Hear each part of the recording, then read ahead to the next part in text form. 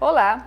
No programa Saúde e Consciência dessa semana, vamos conversar sobre os avanços e conquistas em relação às pesquisas envolvendo seres humanos no Brasil, por meio do sistema CEP-CONEP, com enfoque para a Resolução 510 de 2016, que aborda as ciências humanas e sociais. E para isto, nós convidamos o professor Dr. Paulo França, da Univille, e a professora doutora Etiane Calói, da PUC Paraná. É daqui a pouco, não saia daí!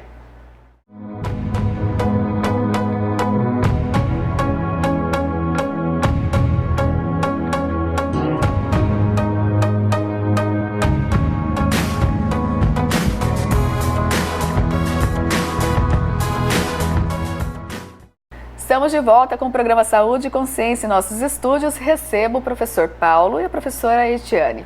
Muito obrigada pela participação de vocês, por estarem aqui. É sempre muito bom receber o pessoal da CONEP para falar sobre esse importante assunto que envolve a ética da pesquisa com seres humanos, um tópico super importante, e nós sabemos de toda a dificuldade para vocês chegarem a Umuarama, porque até o momento ainda a gente não está com o nosso aeroporto operando, né? Então tem todo um trânsito que tem que vir ali de Maringá até aqui, então sabemos dessa disponibilidade, então agradeço imensamente mesmo por se disponibilizarem a virem para compartilhar esse conhecimento conosco. Professor Paulo, por gentileza, você poderia explicar um pouquinho para a gente o que é esse sistema CEP-CONEP? Sim. Bom, iniciando dizendo que é muita satisfação estar aqui com vocês na Unipar, porque vocês recebem sempre os palestrantes dos eventos muito bem e não seria diferente com a CONEP. Esse sistema CEP-CONEP ele é composto por cerca de 850 comitês de ética em pesquisa no Brasil, atualmente registrados e em funcionamento regular. Esse é um número grande, né? 850, e é suficiente? Ele é suficiente para as demandas atuais, mas em função de nós estarmos num processo crescente de pesquisas que estão fazendo uso dele em áreas cada vez mais diversas, como por exemplo áreas que tradicionalmente anteriormente não faziam uso da apreciação ética pelo sistema CEP-CONEP, como por exemplo design, jornalismo e outras áreas, em especial da área de humanas e sociais. Então é um sistema que está sempre crescente e por isso mesmo o número de comitês de ética em pesquisa também se espera que permaneça crescendo nos próximos anos. É um sistema que prevê com que os participantes de pesquisa sejam protegidos quanto a direitos e garantias. Então o nosso papel enquanto integrantes do sistema e membros do CEP e da CONEP é de fazer valer a proteção das instituições, dos pesquisadores, dos órgãos de fomento, entre outros atores, mas em particular em defesa dos participantes que são um elo frágil da relação entre entre pesquisador e pesquisado. E isso tem que ter uma seriedade muito grande no processo, porque não tem como se desenvolver projetos de pesquisa sem ter esse cuidado. Aqui no Brasil, por exemplo, pagar para um participante realizar uma pesquisa não é permitido, não é? Isso acontece em alguns outros países. Como que funciona isso pelo sistema? Como que é visto isso? Isso. Nosso sistema ele tem uma peculiaridade de não permitir com que os participantes sejam pagos, à exceção de uma situação bem específica de estudos de fase 1 ou de bioequivalência, estudos de ensaio clínico, que não é a maioria nem de longe daquilo que é feito no Brasil em termos de pesquisas em geral. O nosso participante de pesquisa não pode ser pago, ele é voluntário necessariamente. E assim também é voluntário a atuação dos membros do CEP nos comitês. Então é uma responsabilidade gigantesca de os colegiados dos CEPs decidirem em nome ou estando, enfim, decidindo a priori se é pertinente ou não a pesquisa proposta, com o olhar de quem vai ser pesquisado. Então é muito sério, até porque algumas garantias das quais nós defendemos são garantias que, se os participantes não tiverem, serão colocados numa situação de aumentar a sua vulnerabilidade. Sim. Como, por exemplo, situações em que ele pode eventualmente estar suscetível a riscos aumentados em relação ao risco da vida usual. E acabar se submetendo, né, por uma necessidade talvez financeira. E às vezes, inclusive, ele se coloca à disposição de participar da pesquisa por entender que, se ele não aceitar, ele vai deixar de ter acesso àquilo que ele teria acesso normalmente. Por exemplo, no ambulatório, no hospital, ele meio confunde o que é pesquisa daquilo que é participação da qual ele precisaria para uma assistência ambulatorial, por exemplo. Ele então acha que seria prejudicado se não aceitasse. Então, dentre outras situações que demandam apreciação ética, essa é uma da qual a gente procura averiguar se essa separação entre o interesse do pesquisador e do pesquisado está claramente apontada para a pessoa que é convidada a participar e se ela entende as consequências da sua decisão. Claro. Outro ponto importante também é que essas pesquisas, elas têm que trazer algum retorno, não é? Para esses participantes, porque não é simples fato de fazer só um levantamento que não vai chegar a local nenhum. O comitê tem esse papel fundamental também de ver, saber como que vai ser esse retorno, não é? Exatamente. Em especial pesquisas que, por exemplo, têm interesse, por exemplo, a saúde pública, questões sanitárias, em que, por exemplo, o resultado aponte alguma questão local ou mesmo maior e que autoridades possam ter ações a serem tomadas em função, por exemplo, de questões relativas a doenças transmissíveis ou mesmo situações de surtos apontados por pesquisas que são pontuais.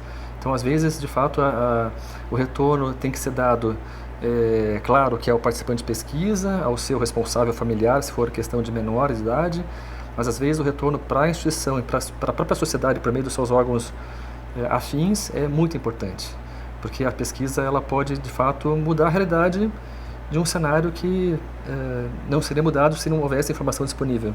A Conep, a partir desse ano, ela começou a fazer um projeto muito interessante, que eu não sei, eu não me recordo direito o nome, se é uma acreditação, projeto é isso? De qualificação dos comitês de ética do Brasil. Isso, exatamente, acho que esse é o termo, qualificação. O que envolve isso, professora? Qual que seria o objetivo dessa qualificação, desse levantamento? Todas as instituições, todos esses 850, qual que é o número mesmo? 847 até setembro. 847 comitês espalhados pelo Brasil inteiro, todos eles vão passar por essa qualificação ainda no mesmo ano ou é um projeto a longo prazo? O que isso objetiva? O objetivo do projeto de qualificação é harmonizar principalmente os pareceres, a análise ética em todo o Brasil. Então, ao longo de todos esses anos, com a Plataforma Brasil, com essa submissão, né, que deixou de ser no papel e passou para a plataforma. Que ficou fantástica, ficou né? Muito bom. Muito melhor, muito mais. Também houve a percepção de que não há harmonia, muitas vezes, entre os pareceres que são feitos em todo o Brasil, nos comitês de ética, né? Então, hoje o professor Paulo também comentou pela manhã que a gente tem de uma grande porcentagem dos projetos que tramitam no sistema CEP-CONEP, em torno de 2%, um pouquinho menos, eles vão para a CONEP, por fazerem parte de áreas temáticas especiais e assim por diante. Por exemplo, como se fosse uma pesquisa envolvendo indígena, genética, célula-tronco e assim por diante, né? Nós temos umas 8 ou 9 áreas, né? Só que mesmo assim, esses projetos que são aprovados em comitê e vão para a avaliação da CONEP, para análise ética, a grande maioria ainda tem pendências, né? Então, houve uma percepção por parte da CONEP ou do sistema CEP-CONEP de que há necessidade de qualificar os comitês do Brasil. Então, quando você pergunta se todos vão passar por esse processo, na verdade, isso foi estabelecido até o final de 2018, né? Comitês... enfim, o número de comitês até dezembro de 2018, porque o projeto, a parte de campo, em que as equipes estão indo por todo o Brasil visitar os comitês, ele começou a acontecer em 2019. Então, esse projeto, ele tem ele começou a ser pensado em 2017, a ser escrito, foi amadurecido no ano de 2018, foram contratados consultores específicos para trabalhar nesse comitê. Então, esses consultores são exatamente as pessoas que vão visitar todos esses comitês nas diversas regiões do Brasil, e a parte de campo, ela começou agora em 2019, né? Então, a gente já tem um número aí que já deve estar chegando a 150 comitês visitados, né? Isso. A Universidade Paranense passou por essa visita agora recentemente. Exato. Foi feito todo um levantamento com conversa entre os membros, conversa com os dirigentes, gestores, reitoria, e né, com todos tentando levantar pontos estratégicos para melhorias. Eu achei fantástico, foi um trabalho muito bom. Durou acho que um dia inteiro, mais ou menos. Foi checada toda a documentação, toda a parte de estrutura física. Ficou bastante interessante. Eu acho que esse acompanhamento extremamente importante para melhorar a qualidade né, dos comitês e dessas avaliações. Será que, por exemplo, se for pensar nesse parecer que é feito, tentar harmonizar os pareceres que são feitos pelos membros, será que não se pensa num sistema, talvez uma inteligência artificial, um sistema de inteligência artificial que possa processar esses dados e gerar, então, pareceres, como que se diz, pareceres fixos, já pré-determinados para situações específicas? Se pensa algo do tipo ou não? Porque hoje as coisas estão evoluindo rapidamente. Talvez não da forma como você possa estar imaginando. Mas eu agora fiquei pensando, enquanto você nos apontava essa pergunta, de que, de fato, a nova versão da Plataforma Brasil, que se espera que aconteça para 2020, 2021, alguns campos do parecer serão campos que serão previamente gerados a partir de dados que serão inseridos pelo próprio pesquisador. Então, algumas questões que são de estruturação de um parecer, mas que não dependem propriamente de um olhar individual, serão extraídas direto do projeto. Então, não é uma avaliação tão subjetiva, uma avaliação. Já ficará alguma coisa que o dado já vem direto do projeto. Facilitará muito. E uma outra ação que é paralela àquela que a professora Etiane mencionou, em relação à qualificação dos CEPs, que são os módulos de ensino à distância, que a CONEP anunciou os cursos de capacitação dos membros. Lançou esses módulos agora em agosto, e que é uma ação paralela, que também está contida no plano de qualificação dos CEPs, e que são módulos que no seu total serão 10 ou 12, já foram 3 lançados, e que são abertos não só para a capacitação dos membros de CEPs, mas a quem quiser, alunos, graduandos, pesquisadores. E, portanto, nós temos feito a divulgação na página da universidade e os membros do comitê também têm acessado e realizado essas capacitações, até por própria orientação da qualificação que foi feita, né? E isso é fantástico, tem que ser esse sistema continuado mesmo. Que é uma forma também, e foi um dos objetivos do projeto da CONEP, estar muito mais próxima dos comitês, né? Então, quando a gente fala de uma visita, com gestores, coordenadores, membros, também tem um plano de ação que vem junto, um acompanhamento, e o EAD ele vem também para compor esse quadro de qualificação. Os módulos, quando estiverem todos disponíveis, não há uma ordem necessária, nem nada disso. E ele realmente é dirigido a qualquer pessoa que queira ter conhecimento da Plataforma Brasil, como funciona o sistema. Essa é a ideia exatamente. Né? E como que foi assim a escolha? Vocês hoje, professor Paulo, né, é um representante importante da CONEP. E como assim que foi feito essa escolha de quem seriam os primeiros comitês a serem avaliados? Seria pelo tempo? Que, por exemplo, da universidade aqui já é um comitê bastante antigo, já bem consolidado, e já entrou nessa primeira leva de avaliação, né, de qualificação e de verificação da documentação. Porque até conseguir fazer, qual que é a projeção da CONEP? Que se são 800 e pouco, nós estamos final praticamente de 2019, foram avaliados na faixa de 150, o que? Um terço, né? Mais ou menos ali, um terço, um pouco menos, né? Um quarto talvez, do número de comitês que tem no Brasil. Quer dizer, será que vai demorar 2 ou 3 anos aí para frente até que consiga ser feito todas essas avaliações? Ou como que fica? A expectativa de que esse projeto ele seja concluído nesse primeiro rodada de execução em campo até o final de 2020, aproximadamente. Nossa, então... portanto, ainda vai mais um ano pela frente ainda.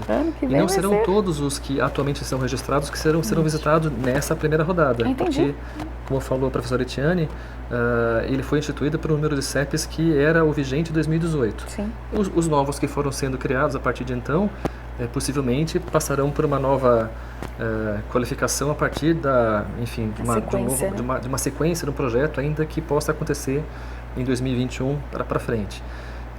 Essas visitas elas serão intensivadas a partir desse final de ano, porque nós estamos num processo de contratação de novos consultores. Entendi. E respondendo a sua pergunta iniciada nesse momento, com relação à escolha dos CEPs que foram os primeiros a serem visitados, e a Unipar teve essa satisfação de de ser visitado, nem o CEP da qual atua a Etiane na PUC, nem no qual eu atuo no Univille não foram visitados ainda, mas estamos ainda esperando também. Foi levado em consideração questões logísticas e também, claro, questões relativas a histórico, ou seja, a própria demanda mensal em que se procurou verificar de não visitar por primeiro nem os CEPs que são os mais recentes, que tem uma demanda menor em termos de quantidade mesmo, de protocolos, e também não de imediato aqueles CEPs que estão concentrando as análises dos ensaios clínicos, porque esses em geral envolvem riscos maiores e que nós queríamos, portanto, ter as equipes de consultores já com uma expertise, uma bagagem de campo nos CEPs mais acadêmicos, que lidam com pesquisas que são de todas as vertentes de proposição, e para depois irem para esses centros que em geral estão situados no Sudeste e em algumas capitais do Sul. Perfeito. Não necessariamente, mas foi, digamos assim, o parâmetro que foi utilizado. Mais ou menos o parâmetro que foi dividido. Excelente, nós estamos chegando ao final do nosso primeiro bloco. Agora, no próximo bloco, nós vamos conversar um pouco sobre essa resolução com a 510, que ela traz várias novidades em pesquisas que antes ficava muito confuso, né, avaliá-las no sistema basicamente da saúde, então ficava muito complicado. Nós vamos conhecer um pouco mais disso no próximo bloco. Você que está em casa, não saia daí, nós voltamos já.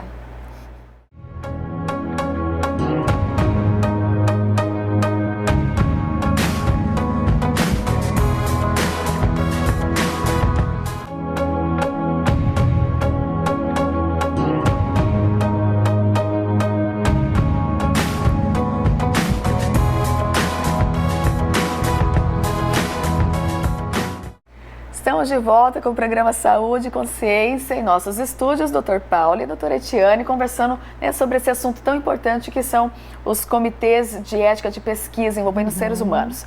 Bom, quando a gente fala das ciências sociais aplicadas, nós não tínhamos até então uma normativa muito específica para ela que tratasse, que abordasse sobre ela. E agora vem essa resolução, a 510, para poder tratar especificamente desse assunto que vai facilitar bastante a análise pelos membros do comitê relacionado a essa pesquisa. Eu queria explicar um pouquinho o que é essa resolução e o que ela aborda? Sim. A resolução 510, ela é do ano de 2016, né? E ela é o resultado de uma demanda que havia por parte de pesquisadores, né? Não só da área de humanidades, mas notadamente da área de humanidades, com formação na área de humanidades. E ela era uma demanda no sentido de facilitar o processo de análise ética por parte dos relatores dentro dos comitês de ética, na própria CONEP, mas também deixar mais claro para o pesquisador que trabalha com metodologias dessa área como submeter o projeto, sob que escopo ele vai ser avaliado, em que área ele transita em relação ao conhecimento. Então, o que acabou acontecendo foi uma percepção muito interessante de que ela não é uma resolução para alguém que tem uma formação na área de humanidades. É uma resolução para pesquisadores de qualquer área que usam metodologias da área de humanidades. Então começa a haver uma percepção muito interessante nos comitês, dentro da própria CONEP, de que muitas vezes você tem um pesquisador que é da área da saúde, ele é um enfermeiro, um fisioterapeuta, um médico, que vai fazer uma pesquisa usando uma metodologia que seria típica da área de humanidades. Então, nesse sentido, questionários, isso, grupos focais, e ela também traz um elemento que para nós é muito importante, né? Eu sou da área de humanidades, então ele é muito importante, que é a possibilidade de você ter pesquisas que tratam de questões mais subjetivas, que muitas vezes quando você passa ou passava pelo crivo da ciência, fica algo muito compartimentado, você precisa ter clareza, e a área de humanidades ela trabalha com subjetividade, ela trabalha com sentimentos, com sensações, ela vai fazer averiguações que às vezes não são tão claras, né? Elas não são como você colocar algo em laboratório, né? Então a 510 ela traz um olhar que ele é diferente, ele não é diferente em termos éticos, certo, porque todas as resoluções da CONEP elas vão preservar o participante, elas têm o mesmo escopo ético, mas ela traz algumas questões que são importantes quando ela vai falar do consentimento para o participante de pesquisa, o consentimento que ele tem que dar para participar de uma pesquisa e que é na forma de um registro. Então o TCLE, ele muda. O TCLE, ele é uma forma de registro. Entendi. É isso que ela traz de diferente, né? O registro pode ser o TCLE escrito, ele pode ser gravado, ele pode ter testemunhas, porque vai depender, não que isso não acontecesse antes. Fica mais claro que vai depender da condição e da cultura do participante de pesquisa. O CIGEM, ele também permite esse tipo de registro hoje para ter autorizações, as autorizações via CIGEM, né, aqueles registros de pesquisa envolvendo patrimônio geneticamente modificado, tudo. Acaba sendo também por vídeos, pode ser de qualquer forma, pode ser escrito, vídeo, sim, dependendo da cultura, que não é algo que não estivesse contido na 466. Sim. Ali fala de você, né, o pesquisador tem que ter o cuidado de entender o contexto em que o participante está. Sim. Então não é algo que não existisse, mas isso vem deixar mais claro. Eu acho que uma outra coisa que aconteceu muito interessante é porque isso obrigou pesquisadores de um modo geral e relatores também a entender que sim, podem haver diferenças muito grandes de metodologia dependendo da área da pesquisa. Então, a diferença ética não, mas metodológica, né? Mas pensando então nessas diferenças mesmo que acontecem entre as áreas e com a introdução dessa resolução 510, a CONEP, ela disponibiliza a Plataforma Brasil. A Plataforma Brasil ela foi adaptada para essa resolução 510 para ter projetos, enfim, com os campos específicos prevendo ela? Ela tem nós temos uma carta circular, que é a 110, 110/18. Essa carta, inclusive porque, como o Paulo disse, alterações na plataforma, ou a previsão e o planejamento, eles já existem, inclusive para fazer essas adaptações. Enquanto isso não acontece ou não aconteceu, nós temos uma carta que orienta o pesquisador que vai utilizar uma metodologia da área de humanidades, quais campos são prioritários para serem preenchidos e que campos ele pode abrir mão, colocar não se aplica, sem ter prejuízo na análise ética. Porque antes disso, ou antes da 510, havia realmente esse complicador. Às vezes um projeto com metodologia de humanidades, num comitê que avaliasse muita pesquisa clínica, o próprio relator, o próprio colegiado sentia dificuldade em fazer essa avaliação. Então, com a 510, com a carta circular, com o fato de que os treinamentos da CONEP passaram a ter sempre uma fala a respeito da resolução, a gente percebe que cada vez mais isso vai ficando familiar, para relatores, para pesquisadores, estudantes que estão chegando na área, né? Você tem ali, trabalha com o teu professor, com o teu orientador. Então, uma das coisas que eu até coloquei hoje de manhã, né? Por que é relevante conhecer?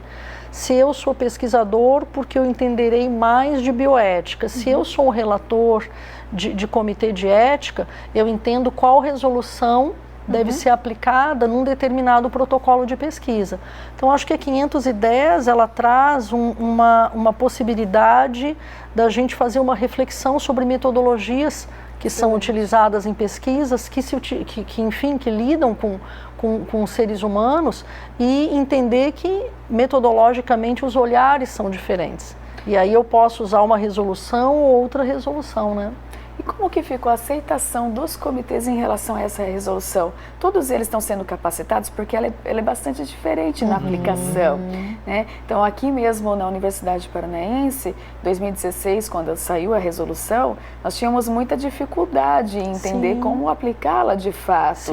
E ainda temos, né? Por isso que em eventos científicos como esse, a gente acaba trazendo pessoas como vocês, que têm muito mais experiência, né, nessa resolução, para capacitar os nossos professores, para que a gente possa ter relatores entendendo melhor essa normativa. Como que fica? Bom, o próprio parecer, enfim, que é construído com base das diretrizes contidas na Resolução 510, ele deve ser feito citando quais são os dispositivos nela contidos, para que o próprio pesquisador entenda a que dispositivo, a que diretriz recorrer para poder responder às pendências eventualmente postas pelo CEP. Eu digo isso porque, assim, é um papel, inclusive, nessa conversa entre pesquisador e CEP, é um papel educativo de dizer para o pesquisador, por favor, recorra a essa resolução, que ela trata melhor, com mais propriedade, mais pertinência das questões do seu projeto, que envolvem, em geral, questões qualitativas, não apenas, mas em geral envolvem questões qualitativas na área de humanidades, porque ela vai te dizer as situações, inclusive, que às vezes a pesquisa nem precisaria de uma prestação ética pelo sistema SEBCONEP. Então, essa percepção de como usar, de quando usar, ela vem acontecendo paulatinamente, ela não é de imediata, porque ela de fato traz muita informação relevante e nova em relação à resolução vigente, ainda vigente, mas que trata, eu diria, com mais proximidade de questões biomédicas, que é a 466, e vem acontecendo, eu diria que progressivamente, alguns CEPs que lidam com questões mais corriqueiras em humanas e sociais o fazem já logo depois que a resolução foi homologada, e já os CEPs que têm uma composição de colegiado mais, assim, mais convencional, ou mais com uma cara biomédica, vão se apropriando da documentação pertinente a 510 com um pouquinho mais vagar. Esse ponto é um ponto importante. Quando vai formar um comitê de ética para avaliação, não pode ser todos os membros de uma mesma área, né? Tem que ser um grupo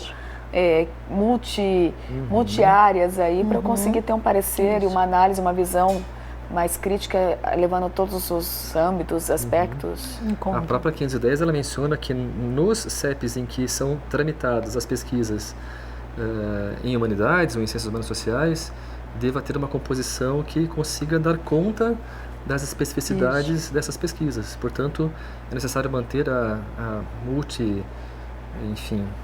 disciplinaridade de formações e de expertises no CEP para dar conta de quaisquer pesquisas, inclusive dando conta de compreender e aplicar a Resolução 510. Excelente. Eu acho que essa 510 ela vem realmente fechar uma lacuna que existia, principalmente nesses projetos que eram tão complicados de uma análise, porque envolve outros aspectos, né? Envolve sentimento, envolve, como vocês colocaram, que era difícil até que ponto nessa discussão de mensurar e saber até que ponto que se pode ir na pesquisa, né, para aprofundar o conhecimento ali. Então, eu acho que realmente ela vem para somar. E o projeto de qualificação também é outra coisa que nós temos que destacar, que a CONEP tem feito e que nós que já passamos pelo procedimento, foi assim, um dia de trabalho árduo, fantástico, e que teve um ganho no final espetacular, assim, esse retorno foi o retorno que nós tivemos de todos os membros, que estiveram aqui arduamente trabalhando junto com as duas avaliadoras super qualificadas e queridas, né, que vieram nos ajudar, nos auxiliar, nos avaliar e construir esse relatório para tentar encontrar, porque tudo o que a gente faz, né, claro que a gente busca fechar todos os pontos, as lacunas, para tentar fazer o melhor possível, o mais perfeito possível, mas a gente sabe que alguma falha sempre acontece, e ter essa visão de fora em quais são os pontos que nós podemos melhorar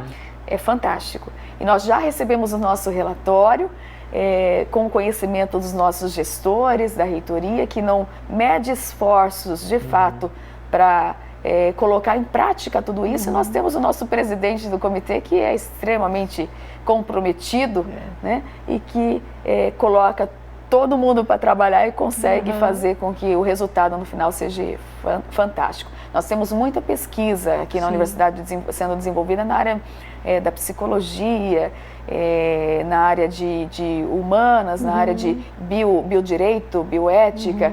Então, a gente sabe o quão importante é a aplicação da 510, né?